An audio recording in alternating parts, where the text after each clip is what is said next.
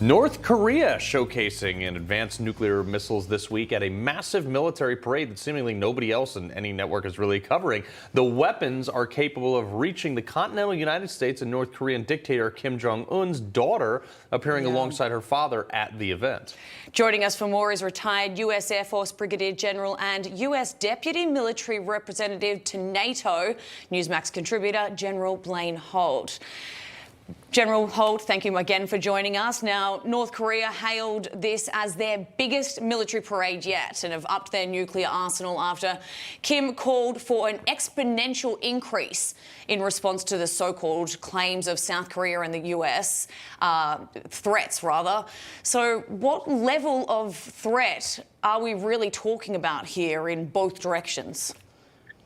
Well, business is really good in North Korea, but my one question for them is, how are they paying for all that stuff? Yeah, somebody's paying for it, and what this is really is just a very visual symbol. That parade is a visual symbol of the weakness America has had in its foreign policy and national security team over the past 2 years. You're looking at something as menacing as our failure in Afghanistan, as the failure with diplomacy with China, the European war, and now we see all these exercises with Iran and other rogue nations coming together. And what this is a capstone in-your-face example of now a North Korea that can hold any target at harm around the world.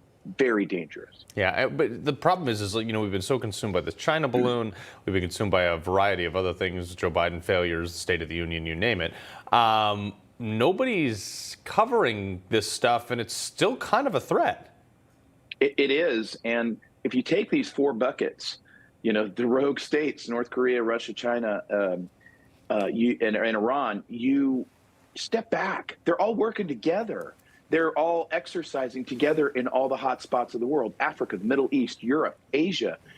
We're watching little minute events like balloons go by while the bigger picture is unfolding before our eyes. America and the West are under threat. Free nations are under threat.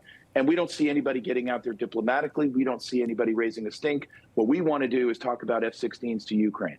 That's a small, tiny piece of the puzzle while the whole thing's burning. And we've got to look at things like this and go, hey, what are we doing about that? Yeah. General Holt, when you and I last spoke, you actually said to me it's when countries are at their weakest is when they actually put on this biggest show of threat and pretend that they're really at their strongest militarily, just like China, for example. Do you think that this is what we're seeing here? And they said they've got these new missiles which are going to be their strongest ICBMs ever. Do you think that perhaps they really don't have these missiles at all and they're not capable of reaching the US, even though that's something that they said they have had in the past? They may be boasting capabilities they don't yet have. Some of those missile shapes that you're seeing go down the street might just be paper mache and have empty in them, and they're saber rattling. What I can tell you is troubling is the science is in their hands and they are actively developing. But again, what I would like to know is, okay, fine, then how is it getting paid for?